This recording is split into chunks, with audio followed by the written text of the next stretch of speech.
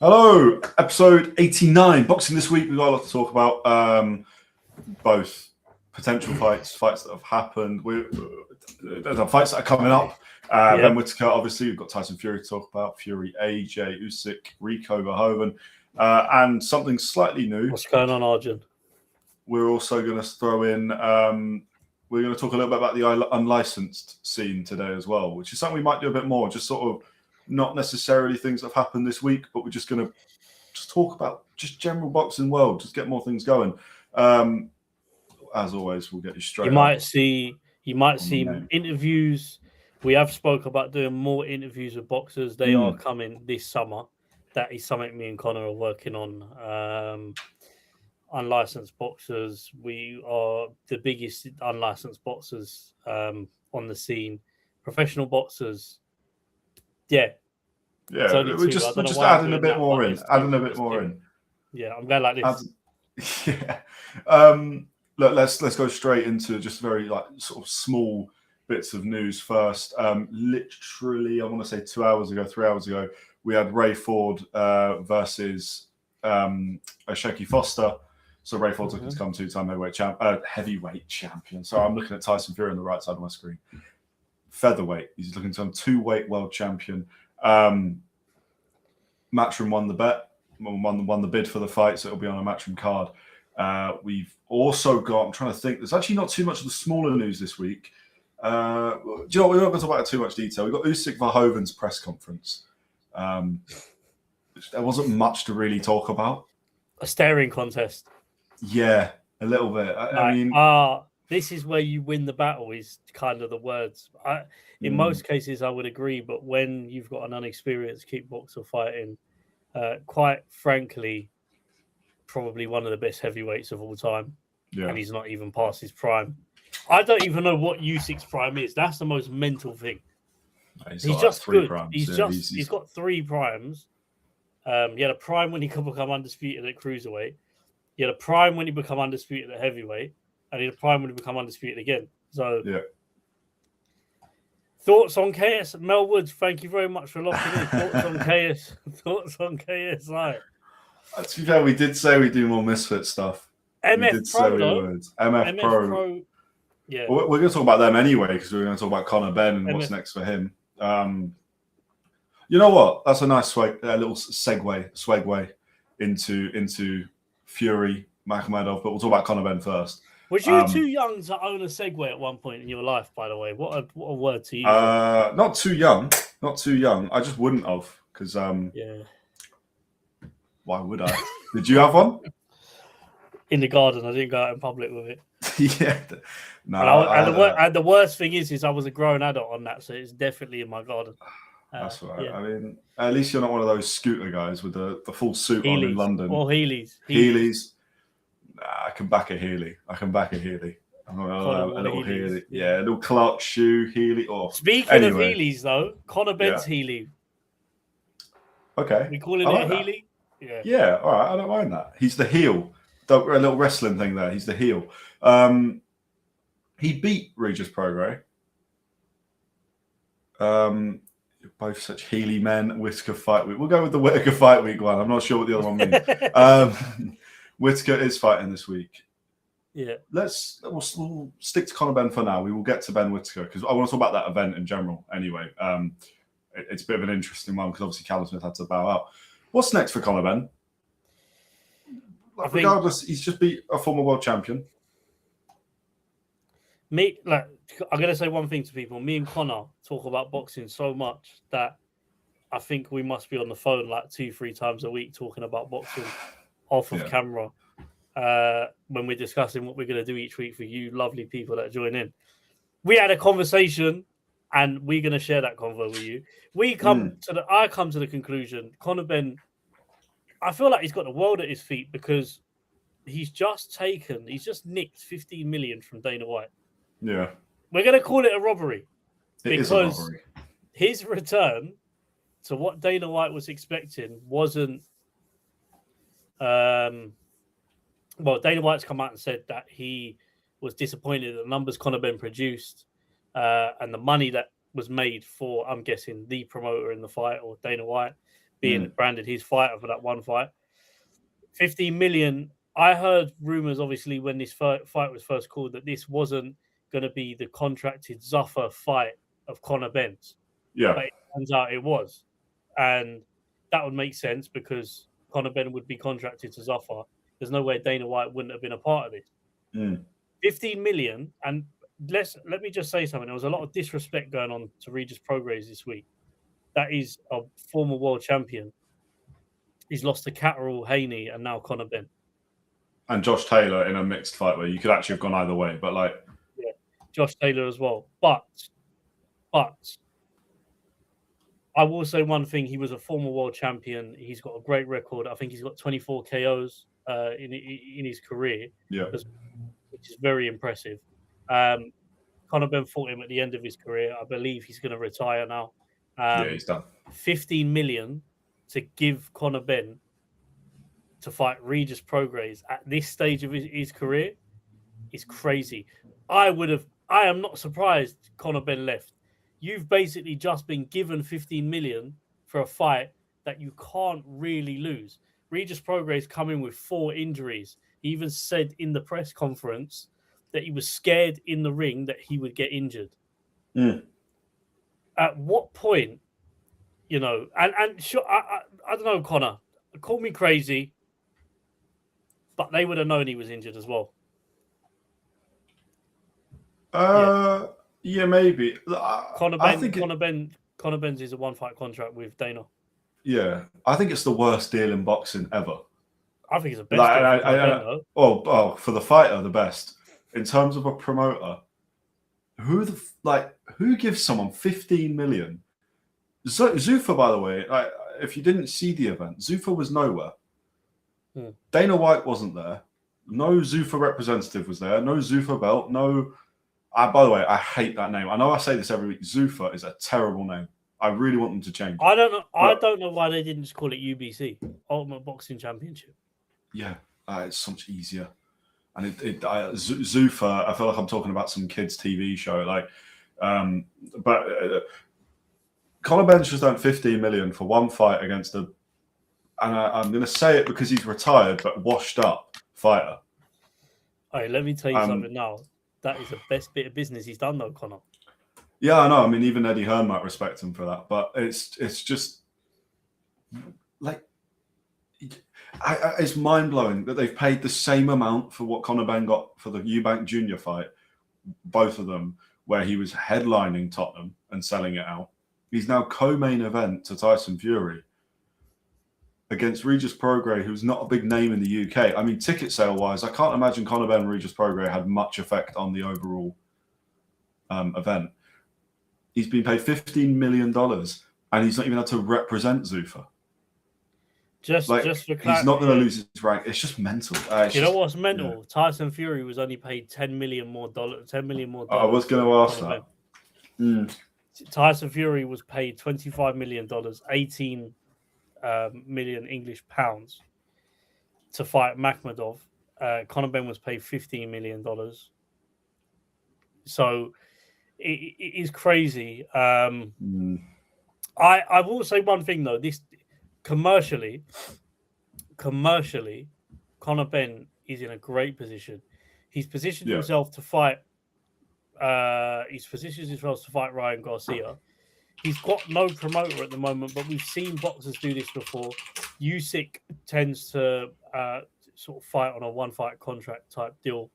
Canelo does that sort of thing as well. I know Usyk actually has a contract with Turkey, if I'm not mistaken, but Usyk moves around. Canelo is renowned for doing that. You said earlier on, Floyd Mayweather done it most of his career. It does work. I feel like those fighters, I mean, the exceptions are being fighters like Joshua, obviously, who's kind of been lifelong loyal to Eddie Hearn, but his contract with Matchroom is mental. It's a lifelong contract, and he got paid a lot of money for it. So, look, and that was just for signing for them for life, let alone what he earns from the fight, by the way. I think it'll work in Conor Benn's favour, to be honest with you. He can position himself now. He's going to get the Ryan Garcia fight next. that will headline a stadium. That will probably make more sense to do it in the UK, but Ryan Garcia being the champion, you know what? It's big in the US as well because Ryan Garcia is a big name in the USA. Obviously, we've said it before, it's a really stupid angle, but he's a streamer as well. That makes a hell of a difference. His fan base is crazy. Everyone's always wanted to fight Ryan Garcia because commercially he brings in so much money. I think it was one of Devin Haney's highest paydays when he fought Ryan Garcia. I think it was his highest, Yeah. You know, and again, that is another great champion that I've just mentioned, Devin Haney. So there's certain fighters that are aliens in terms of what they earn in this sport. Conor Benn is. I say this though, but I think in the last sort of year, Conor Benn's kind of positioned himself in a great position. He's kind of become the most hated boxer in the UK, I think, just through what he's done. He's the bad guy. There's a positive to that. You guys watching boxing are going to pay to either go to the stadiums or pay-per-views or whatever you do. But you're going to pay to watch him fight if you like him or if you hate him. To have that skill and that trait is fantastic because that means everyone's paying to watch you win or watch you lose. Not a lot of fighters have got that. No. Well, this is what we've got, and I'm not comparing their skill, but that's what Jake Paul's. That's all he is. People either quite like him or they just want to watch him get knocked out. That is all it is. Haney is too overhated after Haney is too overhated. He got it after he beat Loma. Yeah, exactly. That was a close fight. I mean, whichever way you go, Haney, people just don't like Haney because they like Loma. Or they don't like Haney because he got beaten up by Ryan Garcia, who was Or they cheap. don't like Haney just because of his dad. Or his dad. Mainly it's that one, to be honest. To be fair. I mean, realistically, Devin Haney himself is actually pretty inoffensive. He's just a very good boxer.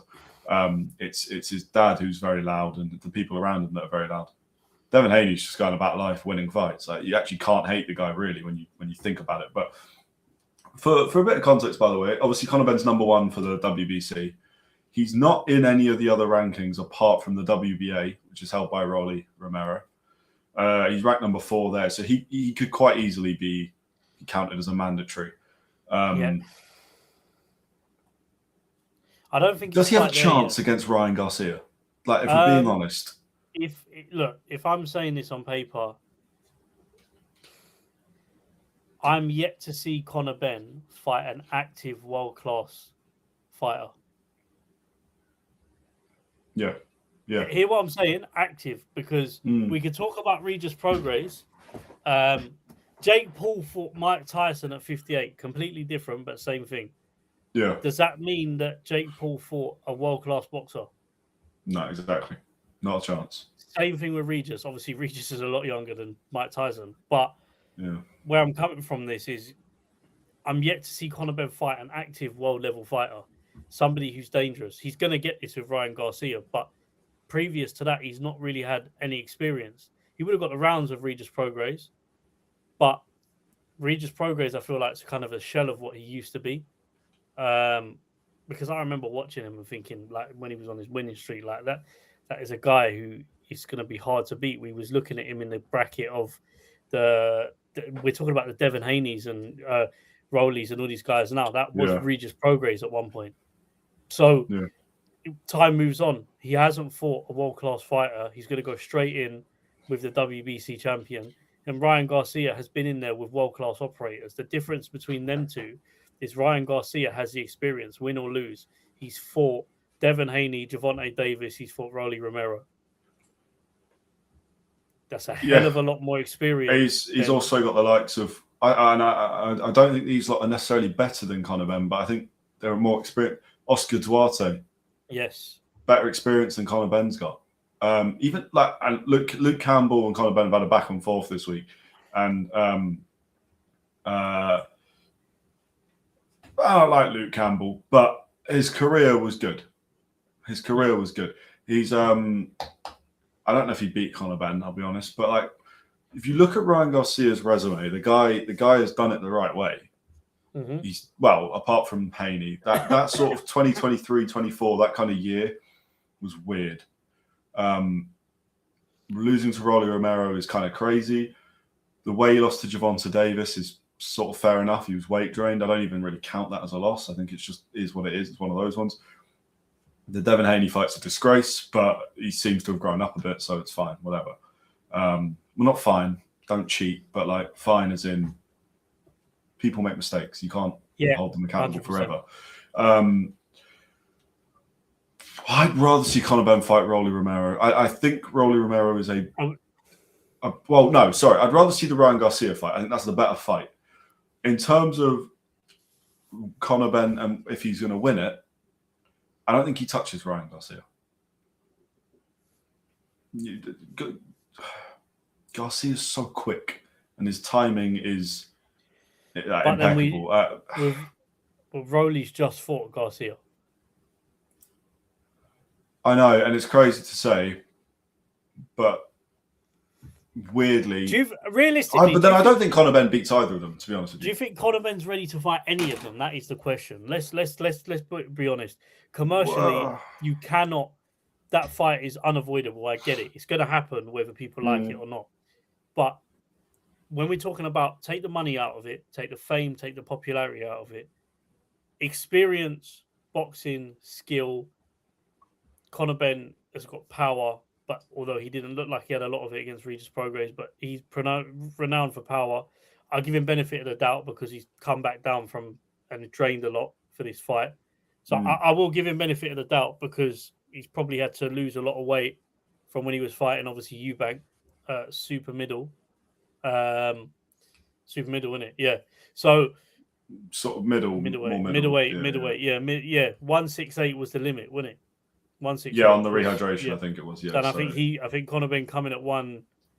Yeah, I mean he come in heavy anyway to fight. But my point being is, the next fight will really see where Conor Benn's at. Just in terms of, I would be probably better off to say on the basis of skill and everything else, take the money that they made aside from it. And I get it was a big fight because of the names. Did Conor Benn actually learn anything from fighting Chris Eubank apart from heart?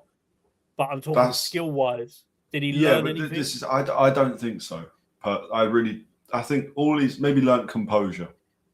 Because again, the first fight was emotion. Yeah. The first fight was pure emotion. That's all it was. They just wanted to hurt each other in any way they possibly could. There was no skill.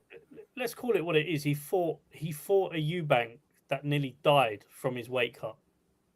So you could only imagine the condition that he was in going into the ring. I get he signed the dotted line. I get that was Eubank's choice. I understand that. But the fact is, regardless of if he agreed to it or not, he was fucked in the first fight. Yeah. It's really difficult to say where Conor Benn is. Yeah, because his best wins are Eubank. His best wins are Eubank, and we don't know how good that Eubank was. And Eubank's lost every time he's fought at world level. And Eubank's never won at world level. We have no idea where Regis was. Regis was clearly always going to retire after this fight. This was a last payday, but he had 4 injuries in the fight, and he went to points with that's even worse, I think, because I think if any statement Conor Benn could have made, it would have been to knock out obviously Regis completely. Yeah. But then there is a part of me which goes, sometimes you can only knock out. Okay, if a fighter is extremely defensive, now this is where I'm struggling because I think a great fighter would find a way to knock out Regis Prograis last Saturday. Conor Benn, I don't think has that. There's parts of his game that are very good. His aggression is controlled. It's smart. I think he will walk onto a counter by Ryan Garcia. Yeah.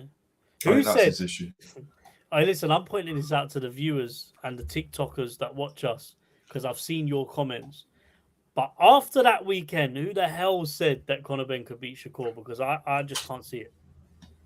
Yeah, that fight's not being mentioned as much anymore. That fight has not been mentioned because, and this is no disrespect to Conor. Look, listen. One thing you have to respect about Conor is the guy comes from a well-off background. He didn't have to fight.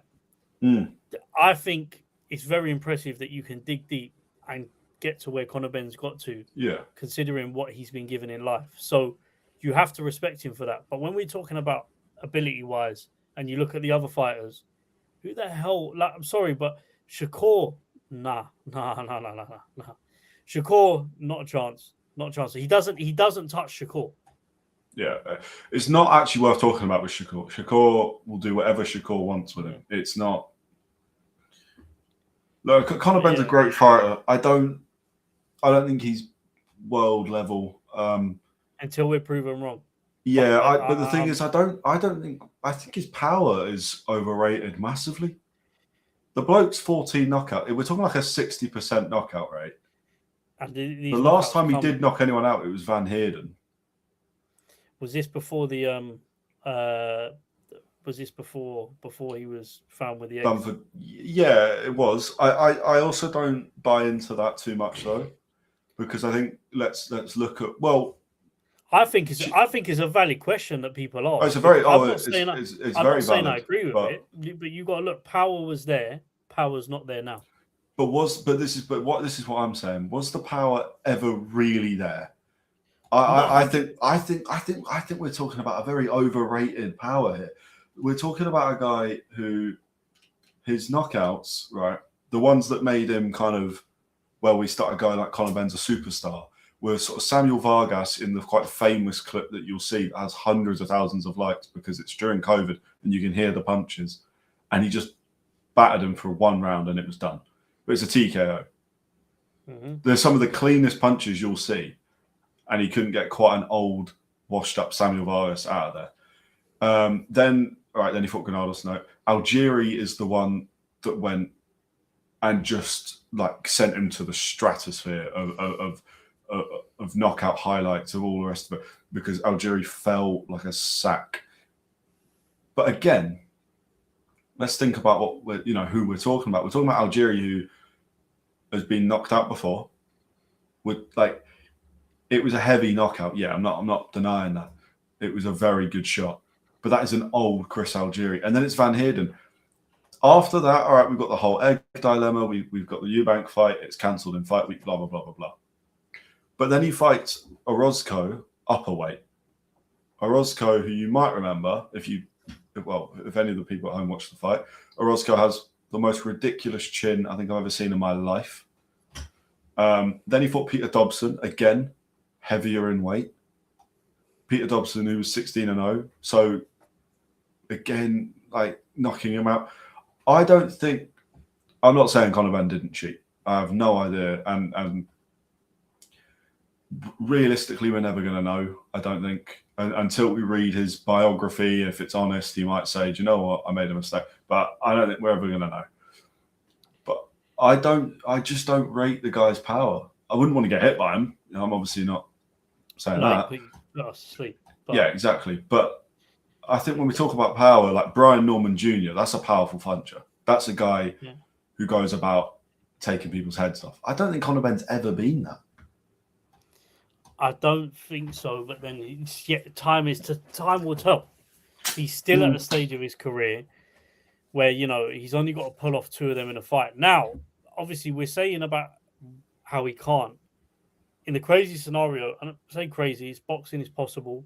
In the scenario that he beats Ryan Garcia, and he beats him well, and we look at the last performance and go, maybe that was a one-off because of coming off the back of having to drop weight. Then we talk it and we go, okay, there's something there. The problem you've got when you become WBC champion is you are now fighting mandatories, although we know the WBC would put you in there with a bear if it made money, so it doesn't really mean anything. But you are going to fight a certain level of fights. What he will get consistently is world level fights against active world level opponents. We will then see where he's at in that scenario that he beats Ryan Garcia, because I don't think the questions are over if he beats Ryan Garcia. No, that's not what so. I think, and that's I think we also have to remember Ryan Garcia's best win is Mario Barrios, and don't get me wrong, he did a great job and he looked incredible. But Mario Barrios, who drew with a 40-odd-year-old Manny Pacquiao, who has lost to realistically, Barrios, who's got his resume is very full, but every time he's actually stepped up to the elite level, he's lost quite badly. So again, whilst I have a lot of respect for Garcia, and I do think Garcia is a more complete fighter than Conor Benn, Garcia's not untouchable. He's not one of the greats 100%. of this era. 100%. So I don't think we're seeing, the best versus the best with Conor Benn and Garcia. I do give Conor Benn a good chance of winning that fight. I don't see it happening. As a boxing fan, though, I do think he's avoiding the question of fighting Devin Haney. Like this thing, hear me out. Yeah. This thing, he would never this thing about he's boring to watch, he's boring to fight. I want to get in there for entertaining fights. If that's the case, why the hell? So I would respect. This is what I'm saying to you, and this is what the fighters have got to understand. When I see a lot of things that boxers will say about how everyone becomes a boxing expert at a boxing show. Yeah, it's the classic line of professional boxers. Of course, will say. yeah. And part of it I understand because you do get some people that are talking absolute waffle. But one thing that they've got to remember as well is naturally fans become a type of expert through the experiences that you're giving them and watching fights. As a professional boxer, you provide the product, you bring in the fans. I've said it many times before. Professional boxers don't earn money without the fans. The fans are the most important element of any sport, professional sport on the planet that requires funding crowds. Doesn't happen without the fans. Conor Benn doesn't earn 15 million without the fans. That's a fact. I don't care if he's as good as Muhammad Ali. If no one's watching you, you ain't earning money. So the fans play a massive part, and their judgments do matter, especially if there's somebody that watches you every fight. So I talk about Devin Haney and Conor Benn, and I sit there and think he's boring in what sense? Because I look at it like this. Conor Benn is looking at it from a casual boxing fan's point of view. Yes, Devin Haney is slow in some fights to start, but what you can't deny is his boxing ability. That's something that doesn't fade with him. So I don't think Conor Benn's not fighting him because he's boring. I think Conor Benn's not fighting him because he's not either not ready. He's not scared to fight him, I don't think, but he's not ready to fight him, or commercially that's going to be bad because he'll lose at this stage. That's what I think anyway. Conor Benn, look, we're saying, does he have a chance against Ryan Garcia? Does he have a chance for Rolly Romero? Conor Benn does not have a chance against Devin Haney right now. Haney will box his head off. And Haney at 147, let's not forget, does carry power. He hurt Brian Norman Jr.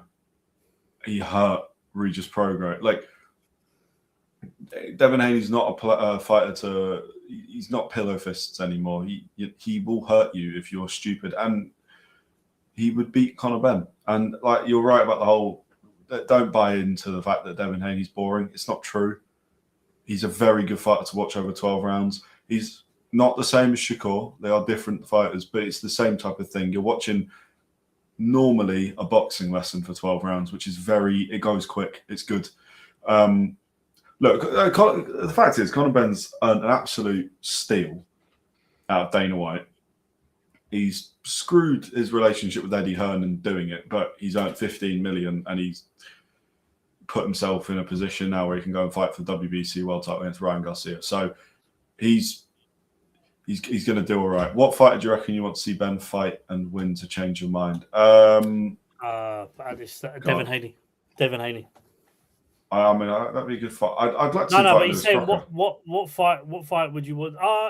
Josh, Lewis Crocker, Jack Catterall, I think would be good. I think that's Josh Kelly at 154. Josh Kelly, because I'm not convinced. I'm kind of in agreement with Eddie Hearn here. I don't actually think Conor Benn's at welterweight. He won't fight Crocker without the weight Lewis thing. Crocker without the weight thing. So. You probably won't see that fight happen, but Josh Kelly's another fight that keeps getting overlooked as well, and that's probably a big fight for Conor Benn to make.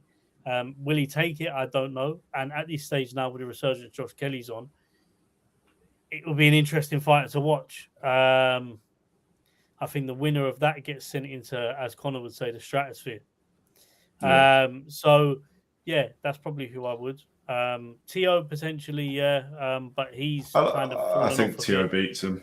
But I think Tio beats him. I think the minute we start talking Shakur, Tio, Devin, that sort of area, I think we're talking about people that will just beat Conor Benn. But we have got. Go on. Jack Catterall is a fight I like. I like that. That's my pick. That's a tough fight for Conor Benn. But yeah. Let us know. We've got plenty to talk about in the show. So you guys let us know. Yeah. You guys let us know in the comments who do you want to see Conor Benn fight next. That would change your mind. What a great question, Adrian. We're now going to put it back to the other people. Let's move on, man. Right. So we're not going to talk too much about the rest of the event. I want to say very quickly, it's good to have Felix Cash back on the scene. He won by knockout. Good stuff. Fraser Clark, who lost to Justice Hooney, but I want to say, well, it was a good fight. Well done, Justice Hooney, but Fraser Clark looked, I think, the best he's ever looked. Yes. Under Noel Gallagher. So just want to say very quickly, and I won't go too much into it, but I was very impressed with his conditioning. It's the quickest that I've seen him fight. And interesting, I think he needs a bit longer than probably one fight with Gallagher to get the results he wants, but I think he'll get that. I think he sees the improvement himself. He said after the fight that he's been told by multiple people how well he done, the improvement in himself, and how well he looks just boxing. Yeah. So, I'm interested. I'm excited to see what's going to happen with him.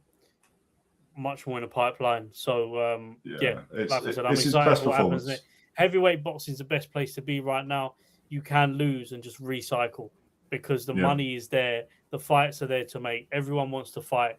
You are going to get fights at heavyweight. So, I was happy to see that version of him, if you want to say. Yeah, exactly. The last few fights we've seen him just. We've seen a lot of clinching from Fraser Clark, and it's been very disappointing. I'll be honest. His pro career so far, from the Olympic scene with to then signing with Boxer onwards, has been very. The fight, it's been a bit flat. This is the first time I've seen him be very impressed. And I'll leave it here. The fight that you should be aiming at next, if you lot have never seen it, go onto YouTube and watch The Fight Is Right with Spencer Fearon and Tunde, and they get David Adelaide and Fraser Clark on together a Zoom call, and they're just arguing with each other for about half an hour. I swear to God, it's the funniest thing. But them two in a ring, that is a great British fight to make. Fraser Clark and David Adelaide. Yeah, I like that. And Richard Riakporhe has properly announced himself as a heavyweight when knocking out Jamie TKB. He looks dangerous. Good. He looks good. He looks really strong.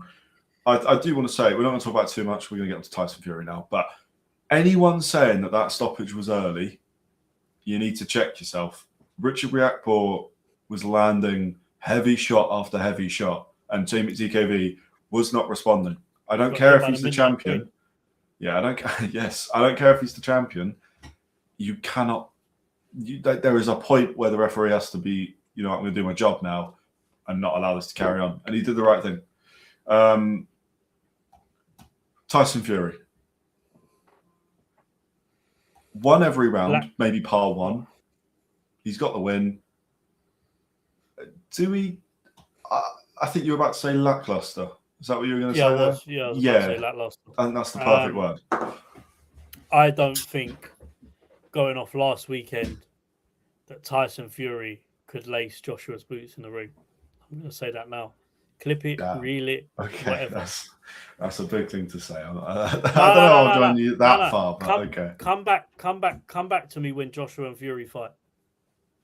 Because look, I made this point, You've got to look at lifestyle outside of the ring.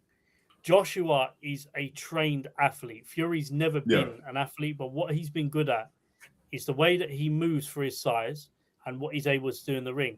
He's getting older. You can't rely on that. I don't know who gave him the power, but he did. Fury's going to have to lose a lot of weight to fight Joshua. Otherwise, he's going to be a walking target. And I know it's his first fight back since his fourth or fifth retirement, and we know Fury can lose the weight, but he's got to come in.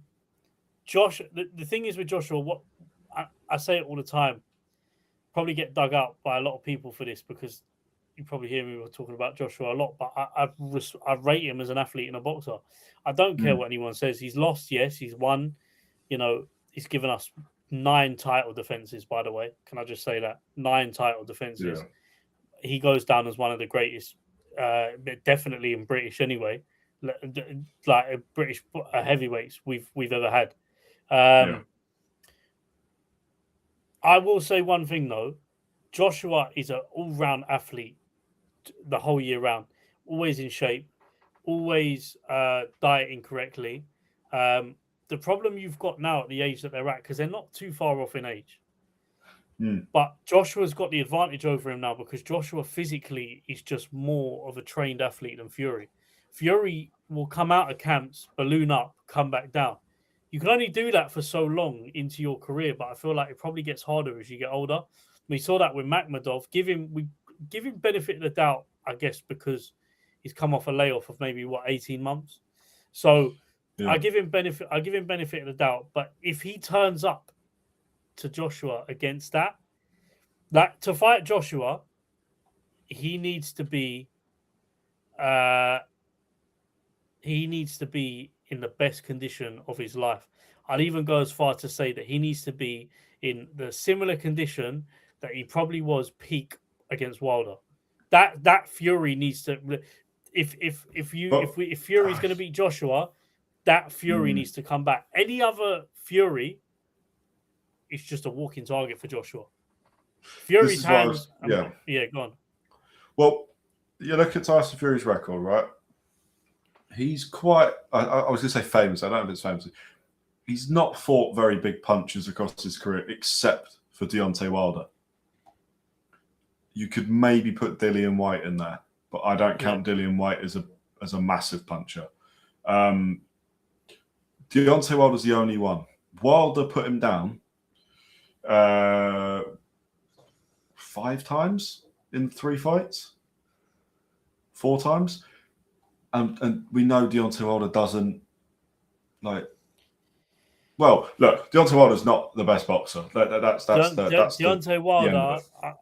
I'm still. By the way, guys, challenge has rolled on to the next week. Has anyone found me clips of a 3 or 4 piece combination from Wilder? Has anyone found me 20 clips of a 4-piece combination from Wilder? No. Can Joshua produce a 2, 3, 4 piece combination? Yes. So the difference is that Wilder, Joshua both have power. In terms of boxing ability, Joshua is up here. If Joshua gets Fury into those positions that Wilder got Fury into, I believe that he's much more elite to finish off Fury.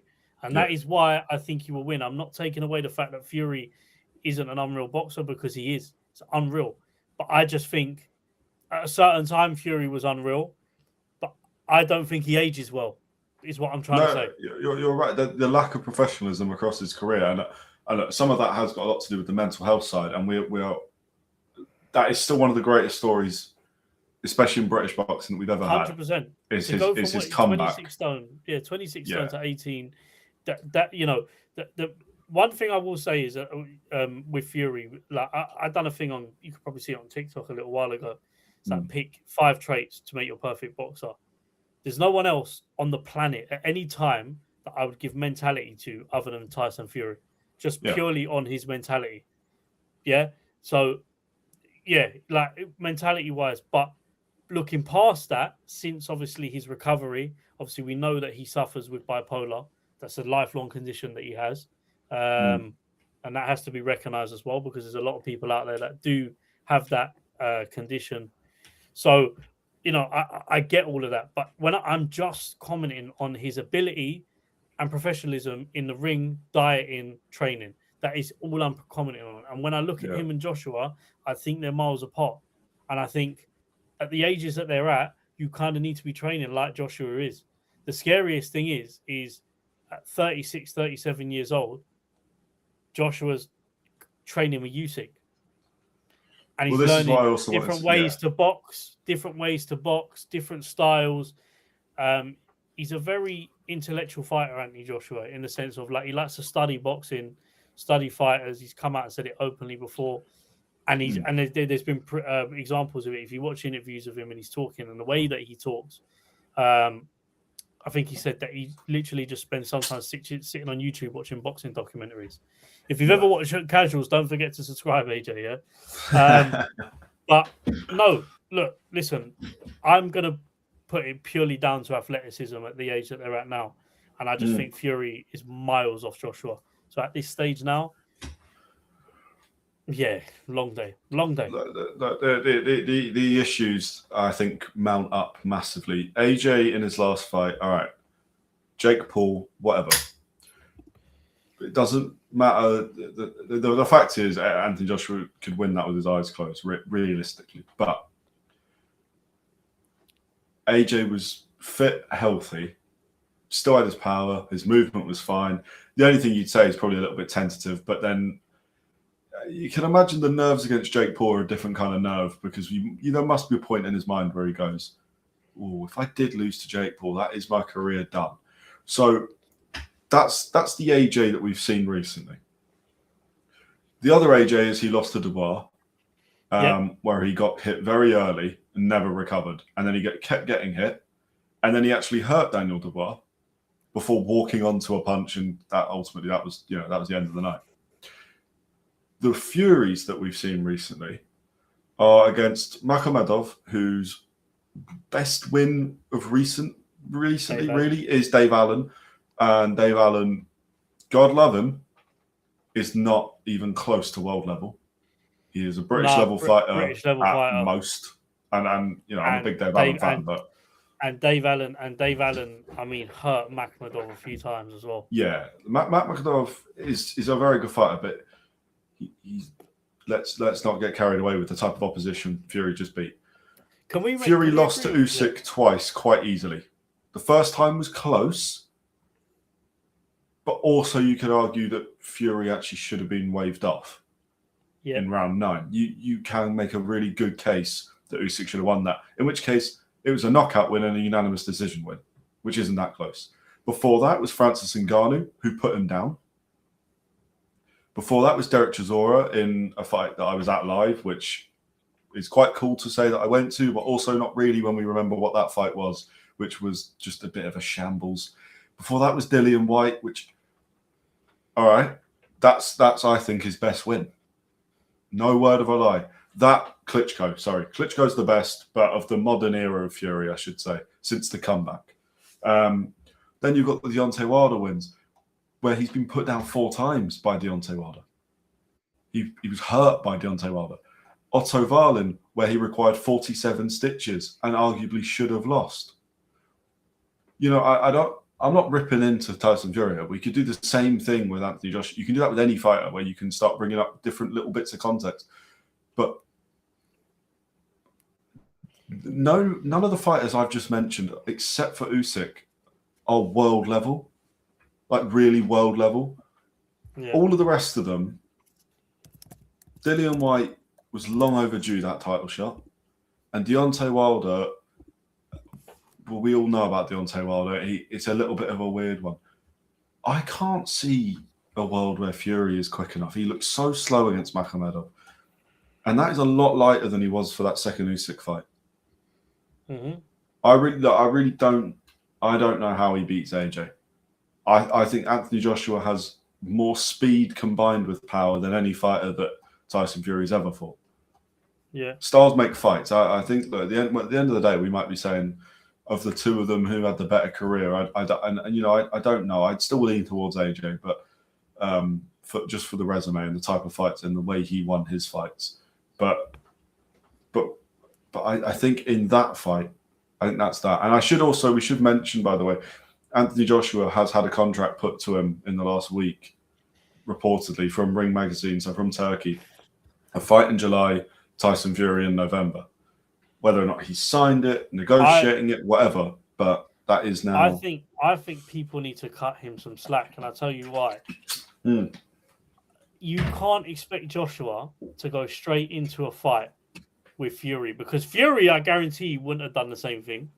Not a chance. So Fury's had his warm-up fight, and he's, of course, saying, "Now, Joshua, fight me next." Fury's had an 18th month layoff. Joshua's just come out only in January of a major car accident where 2 of his best friends were killed. He sustained injuries. He had to recover. He's back training now. So have people's opinions changed, and all of a sudden we expect Anthony Joshua to go straight into the ring in quite potentially what is the biggest fight in British boxing in July? Or can we, as boxing fans, have a bit of patience, wait till fucking November, and let Joshua have a warm-up fight? Because I'm telling you now, for the sake of entertainment and commercially, that route makes more sense. Anyone that wants to see Joshua and Fury in July, you've lost your mind, because you're not going to get your money's worth. You're not going to see the best version. I don't think you're not going to see the best version in terms of partner to partner. Every boxer needs a dance partner to make the fight great. You want the best version of both of them in there. Joshua fighting Fury in July. Is he ready to step into, quite frankly, what is one of the biggest fights in British boxing? Probably, when we're speaking about the conditioning and stuff. Should he have a warm-up fight in terms of just sensible common sense? If we all logical thinkers here, yes. So July warm-up fight makes sense, and then goes into November against Fury. I will say one thing before we I will say one thing. One thing you can never take away from Anthony Joshua is when you compare his two Fury's career, Joshua has taken more risks. He's lost twice against Usyk, lost against Ruiz, and lost against Dubois. I do not think they are terrible names to get on your record. He avenged the Ruiz loss. He's lost against a young heavyweight in Daniel Dubois. Daniel Dubois is 27, 28. He's not even 30 yet. Might not even be 27 yet. He's 26, 26, 27. Yeah. Just clarify that for me with Ari. Yeah, that's gonna annoy me if I don't know. Oh, he's 28. Okay, he's actually old now. 28.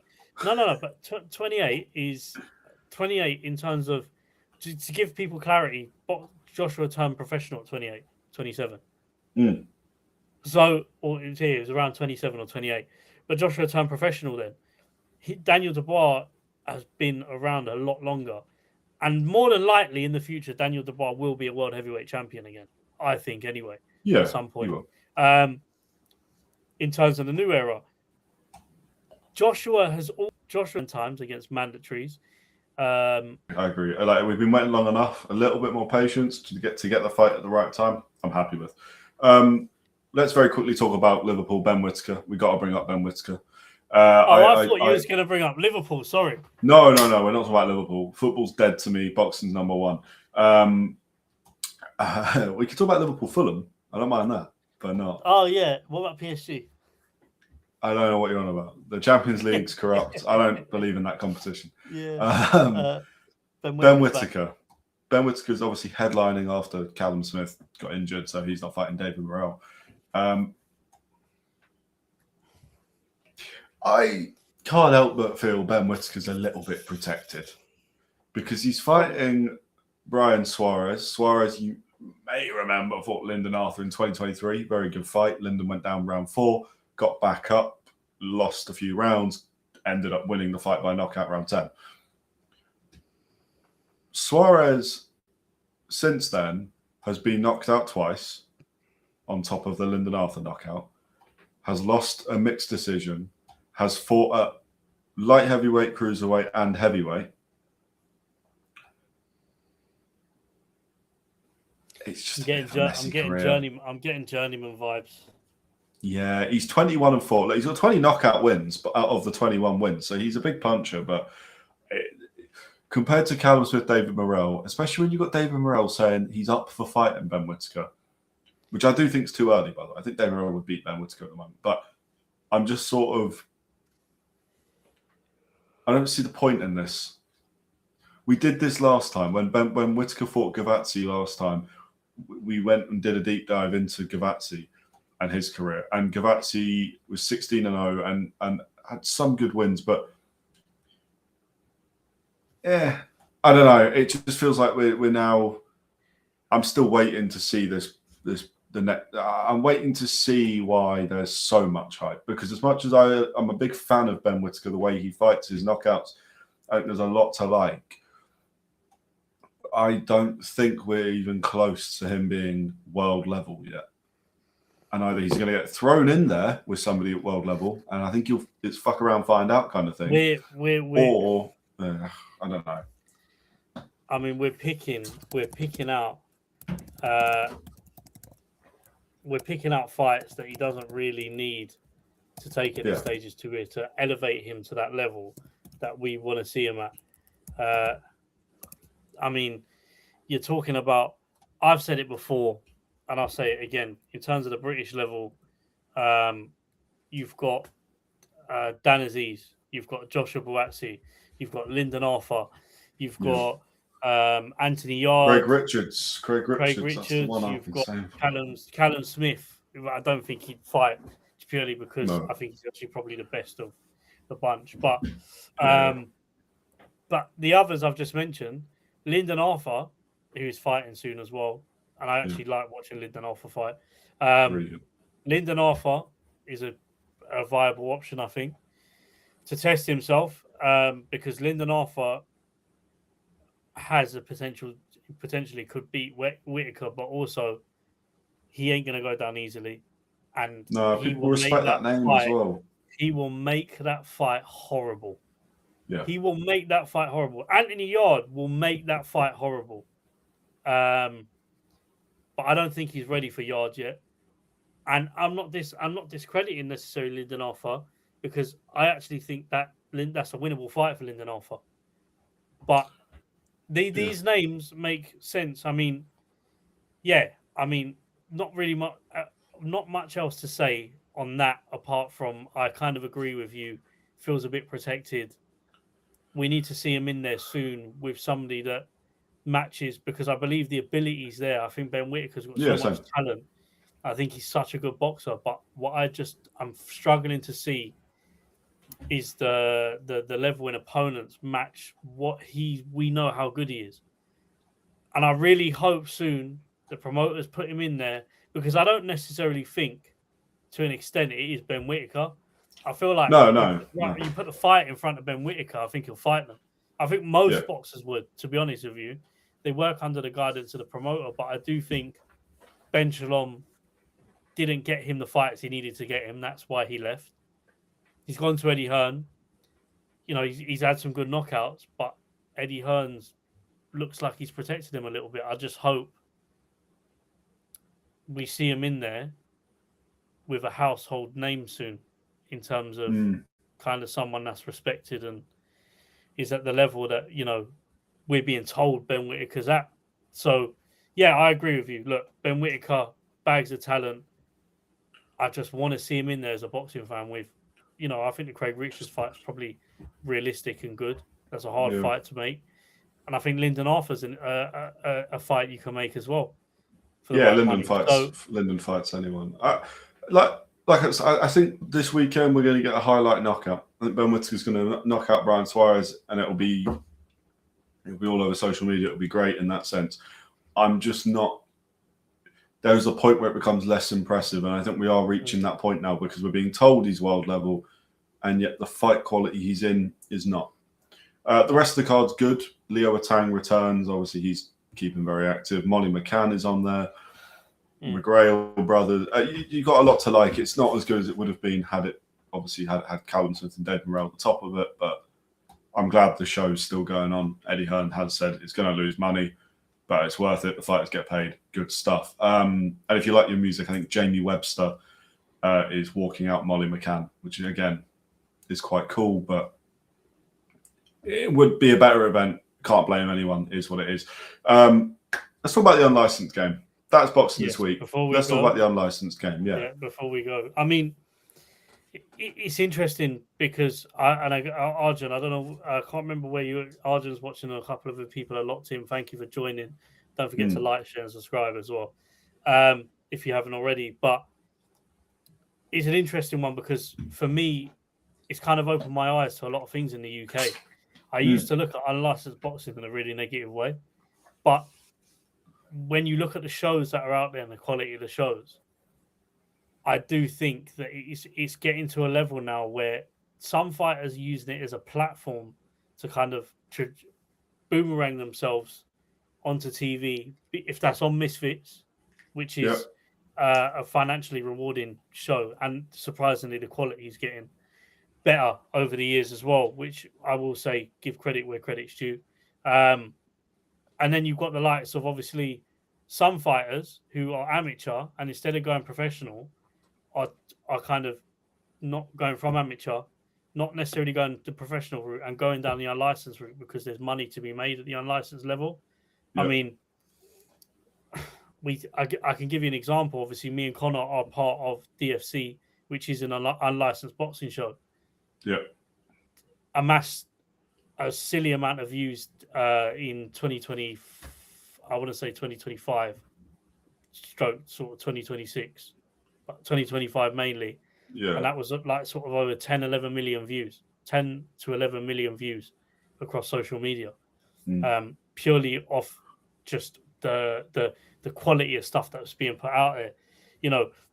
And I'm not sure, I'll say it. There's a lot of unlicensed shows. I think the important thing, and I think you can agree with this, Conor, is unlicensed boxing needs all these shows to be kind of running at a certain level for them to all be put in a bracket where at some point the British Board of Boxing Control has to look at this and go, we need to start taking these shows a bit more seriously, because these shows are making money. Obviously, we've just seen Goodwin Promotions, which is a small ball boxing show in the UK for professional level, fold because they're just simply not making the money.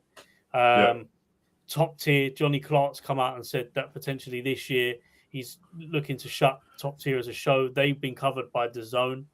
I think that's going to open the floodgates for potentially fighters who can't, because what people don't understand is that the gap to go to professional level is really hard. You're actually losing money fighting on small hall shows as a boxer, and you kind of need that route to go to the bigger levels. So what I would think I'll find is with the unlicensed boxing, you can make a lot of money. You won't necessarily get professionals dropping down for all of them. They might look at other routes, fighting abroad, but I think we'll see the unlicensed shows go up in quality, because I think we'll get a high influx of amateur boxers instead of going down the professional route. We're seeing that already with DFC. And Wayno, by the way, thank you for subscribing, and we will answer your question in just a second. But we see that with DFC. I mean, you watch the first DFC event. Don't get me wrong, the event itself is actually very good for the first event as well. Right? But if you watch the most recent, you watch Marlon versus Shumba as the main event, the quality for the time it lasted, I should say, because it did end actually in the end quite quick. But the quality of the fight we were watching there, I don't think anyone in the room could believe it was unlicensed. To me, Marlon, we're not kidding anyone. It's not world level. It's not world title. We're not talking, we're not talking about Alexander Usyk or anything like that. But unlicensed boxing's got a place, and I think you might be right. I think it will be quite important. DFC is not the only one that does it. No. Gunman Boxing has got a show. Gunman have one, yeah. You've got Evolution Combat. Franco, sorry, big shout out to him. He's got his show as well, which is a mixture of boxing and K1, which they do in a cage.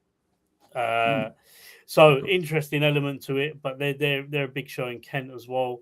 I can't not mention them because they are big in terms of what they do. And you've got MTGP, who do obviously the Muay Thai.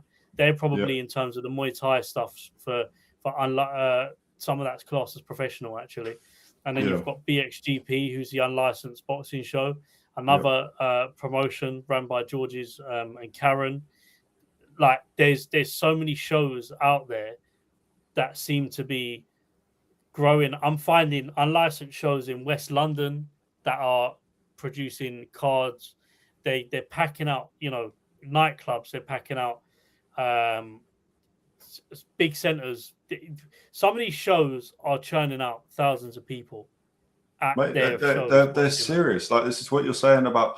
I agree. I think there does need to be some form of organization getting involved. Now, I don't think that organization needs to take a percentage fee or do anything to do with money, because the minute that starts getting involved, then we're talking about the professional game. But fighter protection is needed. Now, I know, and DFC are very good for it. The first thing we get when we walk into the event is you'll see the medical team who are waiting to do medicals. The group chat about an hour before the fights go ahead is normally, where is so and so? They need to do their, it's a very well run, well, as well as it can be run, unlicensed show where fighters are protected to what the extent that is available.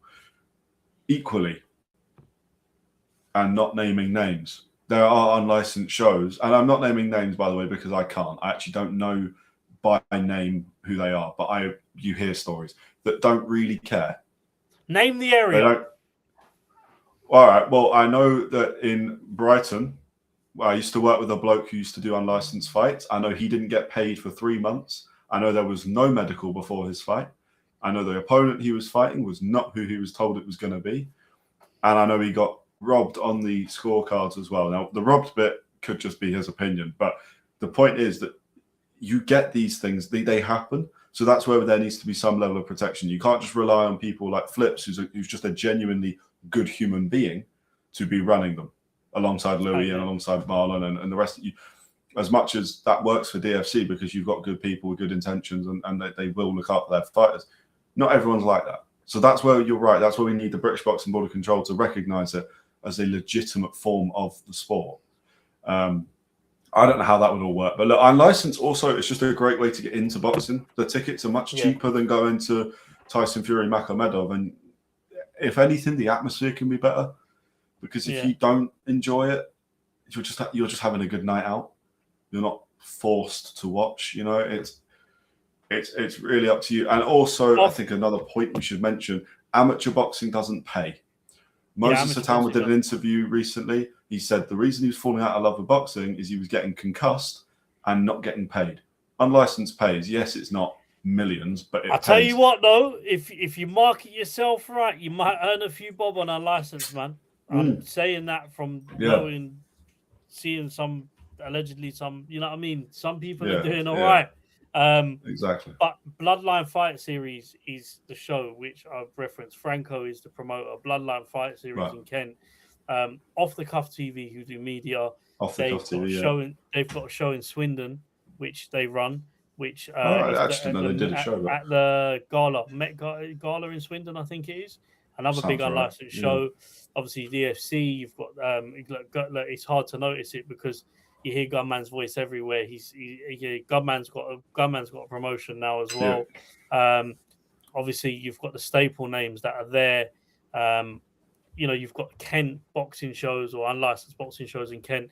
There's unlicensed boxing shows up and down the country. But if you are a fan of boxing, my biggest advice to you is to look these shows up on social media, and we'll put some of them into the comments as well, so you can have a look at them. But just go if you're local, or you can get there. Ticket prices are normally quite affordable, to be fair. Not saying what the exact amount is, but normally you're looking at in the range of between 40 to 60 quid, depending on the show. And that's 60 for a ringside, 50 quid. You're open to a whole day or whole evening of fight. Some shows put 16, 17 bouts on. It's a laugh. I think it's got a massive marketable side to it. So just a little shout out to all of the unlicensed shows out there doing their thing, because we see you on Hook Casuals.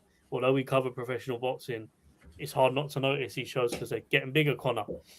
Before we go, let's hundreds of thousands of followers on some of these. I mean, DFC's about to hit 10,000.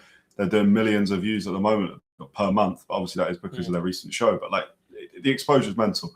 Wayno, hopefully you are still with us in both a live and on the stream. Ajit Kabayel, I'd like to see him fight. Well, realistically, Usyk, but Lawrence Okoli, given Usyk's not going to be able to. I think it's a good fight. I think if you check out some of our previous streams as well, I think we've kind of touched on this before. So I think Lawrence Okoli is probably the fight that's going to make sense next. I don't think we're I know we're running out of time, but I don't think we're going to see the Usyk bout next. No. I don't think we'll ever see him fight Usyk, to be honest with you. So I've kind of passed that idea now. But heavyweight division is full of fights for Ajit Kabayel to make, and I think that he can fight. some of these guys. I think potentially Joseph Parker, when he returns, is don't mind that. a good fight as well. Winner of Wardley Dubois, any of them. And I think I will leave it on this and say, Conor, and I don't know if you agree, but one thing we've learned about these boxing boards over the years is they don't mean shit. So I think what Cabell's got to look at now is he positioned himself in a way where he can make loads of money. Exactly. He's positioned himself in a way where he can make loads of money. And he's got to look at commercially the big fights. Yeah, 100%. That I think will be the way forward. Yeah, there's fights that can be made as well because he's with Queensbury. Lawrence Okoli therefore makes sense. Nelson Heiss, there's loads. Winner of Wardley Dubois, whoever. That is boxing this week. Next week we will return with Ben Whittaker and talk about that a bit more. Let's see what he does with Brian Suarez, but I think he's going to win by knockout. Let us know, Fury AJ, who would win. Who do you want to see Ajit Kabyle fight next? Mainly for Wayno, that one, but still for anyone else and all. And Conor Benn, does he have a chance against Ryan Garcia? Thank you very much for watching. We have got the £50 Amazon gift card giveaway. Wayno, you have been entered because you subscribed, and we know that you're subscribed because you've commented. And also we've seen it because it came up on screen, which I completely forgot was a thing. But hey, we're always learning. £50 Amazon gift card giveaway. 500 subscribers, we will announce the winner. All you have to do is be subscribed, free entry, and let us know that you are subscribed by commenting to say you're subscribed or have a public account like Wayno. Either one works. Like I said last week, we've only got about 200 people that are legitimately into it. So the chances are actually very good. And it's a free entry. We are on TikTok and Instagram. And because of copyright, pretty exclusive stuff going out on both of those that does not go on the YouTube. So make sure you're checking that out. We will be back on Spotify. All the episodes will be uploaded there. So if you don't want to see us, you can hear us. And there's probably other stuff as well. It's all in the description. Please go check it out. Check out DFC because we spoke about them today as well. Paolo, what have you got to say to the lovely people at home? Like, share, and subscribe. Do it before you hit the stairs.